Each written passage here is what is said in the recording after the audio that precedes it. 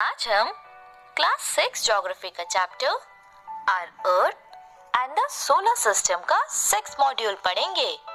Friends, आपको याद होगा पिछले मॉड्यूल में हमने पढ़ा था हमारे प्लैनेट अर्थ के बारे में और कुछ अदर प्लैनेट्स के बारे में।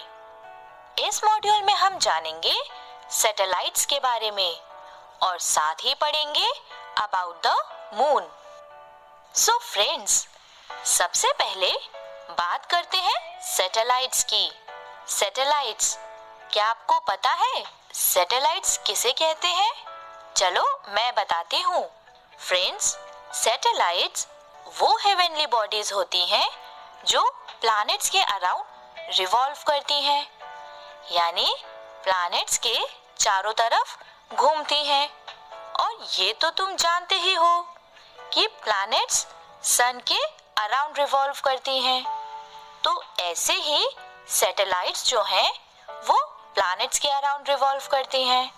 और फ्रेंड्स, जैसे ज्यादातर planets west to east direction में मूव करती हैं, उसी तरह सैटेलाइट्स भी वेस्ट टू ईस्ट डायरेक्शन में मूव करती हैं।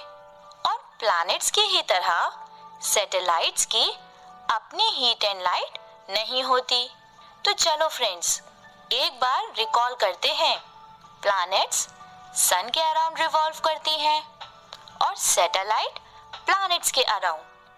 और फ्रेंड्स, जैसे ज्यादातर प्लैनेट्स वेस्ट से ईस्ट डायरेक्शन में मूव करती हैं, उसी तरह सैटेलाइट्स भी वेस्ट से ईस्ट डायरेक्शन में मूव करती हैं। और प्लैनेट्स की ही तरह सैटेलाइट्स की भी अपनी हीट और लाइट नहीं होती। तो फ्रेंड्स, सैटेलाइट्स जो हैं वो सन की लाइट रिफ्लेक्ट होने से शाइन करती हैं। समझ आया तुम्हें? देखा कितनी सिमिलैरिटीज हैं प्लैनेट्स और सैटेलाइट्स के बीच में। फ्रेंड्स, एक इंटरेस्टिंग फैक्ट बताऊं? क्या तुम जानते हो हमारे सोलर सिस्टम में कितनी सैटेलाइट्स हैं? फ्रेंड्स, हमारे सोलर सिस्टम में 160 से भी ज्यादा सैटेलाइट्स हैं। तो चलो ऐसे ही एक सैटेलाइट के बारे में जानते हैं। और वो सैटेलाइट कौन सी है? The moon. फ्रेंड्स, हमारी अर्थ के पास एक ही नेचुरल सैटेलाइट है और वो है मून। मून अर्थ की सबसे क्लोज हेवनली बॉडी है। अगर हम मून के साइज की बात करें तो मून का डायमीटर अर्थ के डायमीटर का सिर्फ 1/4 हिस्सा है। लेकिन जब भी हम नाइट स्काई की तरफ देखते हैं तो मून हमें अच्छा खासा बड़ा दिखाई देता है। अब ऐसा क्यों होता है? अर्थ के कंपैरिजन में मून तो काफी छोटा है, लेकिन फिर भी हमें ऐसा अपीयर होता है कि मून काफी बड़ा है। तो फ्रेंड्स, ऐसा इसलिए होता है क्योंकि मून अर्थ के सबसे ज्यादा पास है as compare to other heavenly bodies. अगर हम मून का डिस्टेंस देखें अर्थ से तो वो है 3,84,400 kilometers.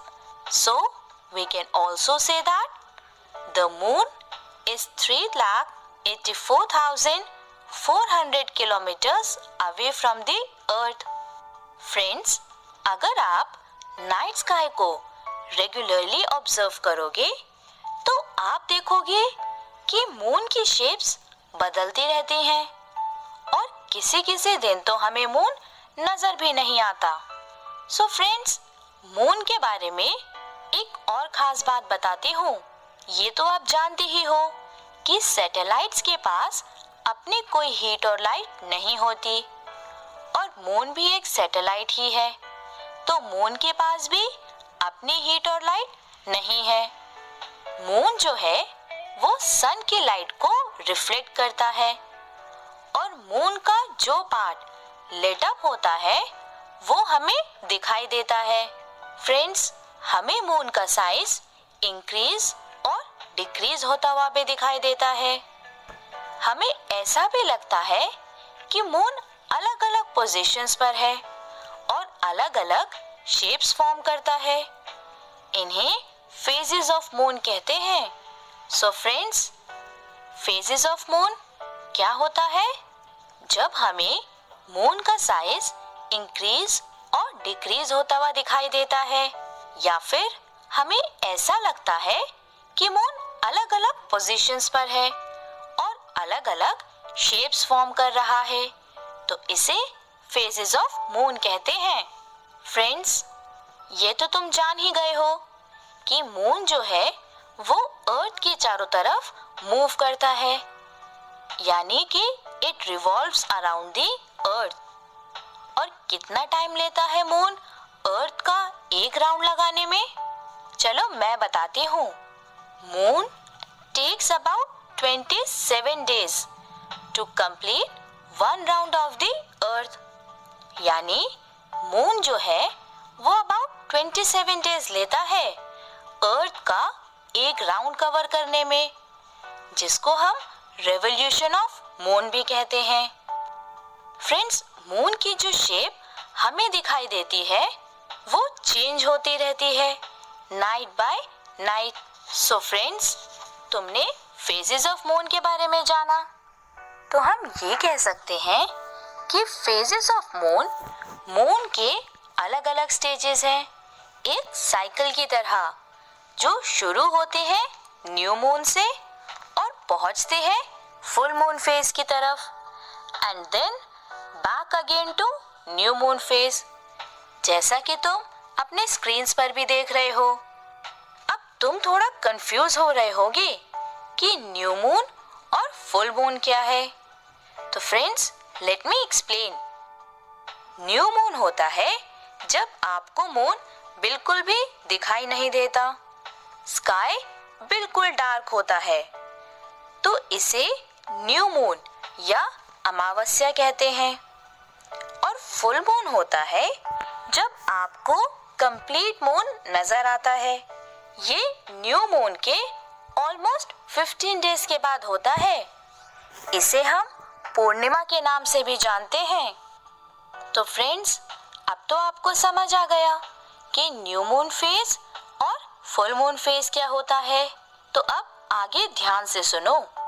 जब मून न्यू मून फेज से ट्रैवल करता हुआ फुल मून फेज की तरफ जाता है, तो जो पार्ट हमें दिखाई देता है वो धीरे धीरे बढ़ता जाता है, और इस इंक्रीज को कहते हैं वैक्सिंग ऑफ द मून। क्या कहते हैं? Waxing of the moon. एक बार फिर से बताती हूँ फ्रेंड्स, कि जब मून न्यू मून फेज से ट्रैवल करता हुआ फुल मून फेज की तरफ जाता है, तो जो पार्ट मून का हमें दिखाई देता है वो धीरे धीरे बढ़ता जाता है, और इस इंक्रीज को क्या कहते हैं? इस इंक्रीज को कहते हैं वैक्सिंग ऑफ द मून। और सिमिलरली, जब मून फुल मून फेज से न्यू मून फेज की तरफ आता है, तो जो पार्ट हमें दिखाई देता है वो कम होता जाता है, और इस डिक्रीज को क्या कहते हैं? इस डिक्रीज को कहते हैं वेनिंग ऑफ द मून। इसे भी एक बार रिपीट करते हैं कि जब मून फुल मून फेज से न्यू मून फेज की तरफ आता है, तो जो पार्ट हमें दिखाई देता है वो कम होता जाता है, डिक्रीज होता जाता है। तो फ्रेंड्स, इस डिक्रीज को कहते हैं वेनिंग ऑफ द मून। तो फ्रेंड्स, ये फेजेस तो तुम्हें समझ आ गए। अब आगे बढ़ते हैं और मून के कुछ फीचर्स के बारे में जानते हैं। मून पर लाइफ सपोर्ट करने के लिए फेवरेबल कंडीशंस नहीं है, एयर एंड वाटर नहीं है। मून के सरफेस पर फ्रेंड्स माउंटेन्स, प्लेन्स और डिप्रेशंस यानी गड्ढे हैं, जो मून के सरफेस पर शैडो फॉर्म करते हैं। तो फ्रेंड्स, जैसा कि हमने अभी पढ़ा, मून पर जो है वो लाइफ पॉसिबल नहीं है। क्यों नहीं है? क्योंकि लाइफ के लिए जो फेवरेबल कंडीशंस हैं, एयर एंड वाटर, जो हमारी अर्थ पर अवेलेबल है वो मून पर अवेलेबल नहीं है और मून पर सिर्फ माउंटेन्स, प्लेन्स और डिप्रेशंस हैं। अब फ्रेंड्स, आप ये सोच रहे होंगे कि हमें इतना सब मून के बारे में कैसे पता चला, किसने मून को एक्सप्लोर किया? तो चलो अब उनके बारे में जानते हैं। सो फ्रेंड्स, जो पहले एस्ट्रोनॉट मून पर गए थे उनका नाम था Neil Armstrong. So friends, Neil Armstrong was the first astronaut who landed on the moon। और क्या आप जानते हो कि कौन से इंडियन एस्ट्रोनॉट थे जो मून पर गए थे? राकेश शर्मा। सो Rakesh Sharma was the first Indian to land on moon। तो चलो फ्रेंड्स, अब हमने इतना कुछ जान ही लिया है मून के बारे में, तो अब एक छोटा सा रिवीजन भी कर लेते हैं। सैटेलाइट्स वो हेवनली बॉडीज होती हैं जो प्लैनेट्स के अराउंड रिवॉल्व करती हैं। सैटेलाइट्स की अपनी हीट और लाइट नहीं होती। मून अर्थ की ओनली नेचुरल सैटेलाइट है। मून अर्थ से 3,84,400 किलोमीटर्स दूर है। मून अराउंड 27 डेज लेता है अर्थ का एक राउंड कवर करने में और मून पर लाइफ सपोर्ट करने की फेवरेबल कंडीशंस नहीं है। So friends, let's sum up the points. Satellites are heavenly bodies that revolve around planets. Satellites do not have their own heat and light. Earth has only one natural satellite, that is the moon. The moon is 3,84,400 kilometers away from the Earth. The moon takes about 27 days to complete one revolution of the Earth. The conditions favorable for life are not available on the moon. So friends, ये था हमारा 6th module